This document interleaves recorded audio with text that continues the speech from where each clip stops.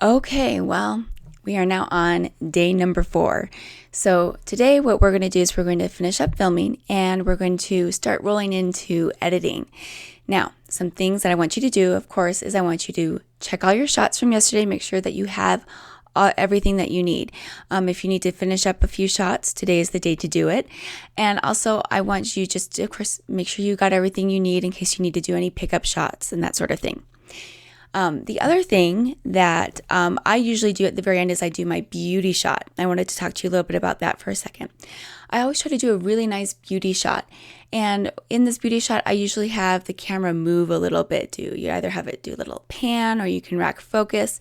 You want to kind of give it just a little bit more production value just to kind of add to the beauty shot. It's your Pinterest for your video, if that makes sense. So make sure you have a really nice end shot to show the final result of your project. Okay, so now that we've talked about that, you're going to finish filming up today and you're going to start getting into editing. And actually, kind of part of prepping for editing is doing your graphics. And I want to talk to you a little bit about graphics. We, of course, will be having some text on the screen if we need to explain like a materials list and that sort of thing. You need to watch out for a few things. The first thing is do not get too fancy with the text. It needs to be very plain, kind of bold text so it's easily readable on the screen, especially if it's on a small iPhone. You need it to be readable. It needs to be legible, okay?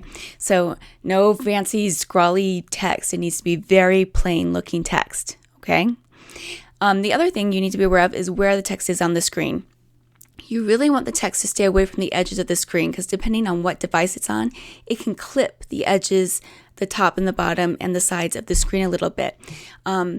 Typically, it'll have kind of a safe zone. You'll see that in Premiere. It'll have this kind of little line around the frame. That's the safe zone. That's where it's safe to keep the text inside. iMovie tends to kind of already do that for you because it doesn't let you move the text around on the screen, so it thinks it out for you already. So I want you to be aware of those kinds of things. The other thing is of course, if you do decide to actually build a graphic like in Photoshop or something with text on it, that you make sure the background is very plain. You want, of course, we're back to the whole legible thing. But of course, you can do things to make it look nice. You can put your logo on it too, so you have your branding and that sort of thing. So I want you to start thinking about the graphics that you need for this DIY video.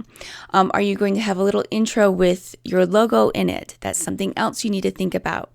If you look at my videos, you know I have like the ribbon that comes down and it has the description on it, and that's how my kind of introduction goes. Some people will do something like where they draw their logo out or something like that. So think about how you want to incorporate your branding into it and how you want your introduction to be. Okay? It doesn't have to be complicated. It can be very simple, but you need to think about that because that's part of your graphics. So today you're going to finish up filming, you're going to build your graphics, and you can even start loading all of your footage into your editing program and start to work with that if you're that far along. Hey, that's awesome. So that's your goals for today. And yeah, hope it's going well. You can do this. Keep going.